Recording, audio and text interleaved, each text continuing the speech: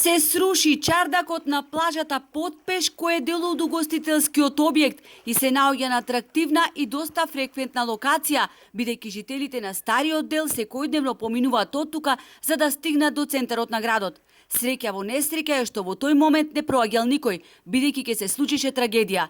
Ова зборува дека плажите кои 2 лета останаа без концесионери се небезбедни и скапуваат.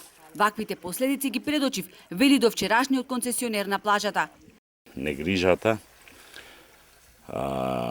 објект без домакин, можеше да донеси на вистина до една трагедија.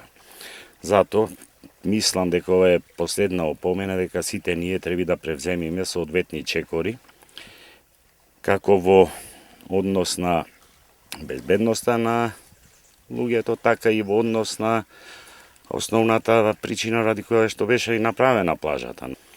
Апелирам прво до несовесните граѓани кои што доведоа до ова, значи видовте и сами.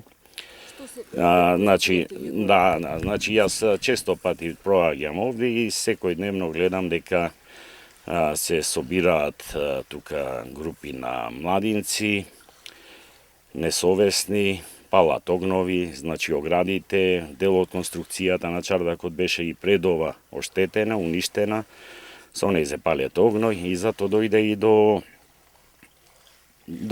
падирање на чатијата. Сликата е очајна. Целиот објект е искршен и руиниран, послан со шишиња, лименки, шприцеви, делови од облека. Набрзо истата судбина ќе ја доживеат и другите објекти, вели Пендов и апелира до належните институции еднаш за секогаш да се реши прашањето со концесионирањето на плажите. За ова се огласи градоначалникот Пецаков, критикувајќи го начинот на кој со плажите постапи претходната локална власт. Започнаа со рушење на плажите и ги ставија вон функција, без да се понуди никакво решение за веќе постоечките или да се реши што понатаму со истите. При тоа неколку објекти се оставени сами на себе и се случи вчера тоа што се случи.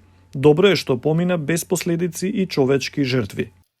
Дел од невладините реагираа дека објектот кој се сруши не бил стабилен, што концесионерите го отфрлаат. 15 години, велат, работевме на чардакот, се качува и по 100 луѓе дневно, ги имавме сите потребни дозволи и елаборати. Ако бил објектот небезбеден, како во 2018 година плажата беше дадена на јавно надавање заедно со објектите, прашуваат крајно изреволтирани концесионерите кои сега немаат законско право да ги санираат направените штети.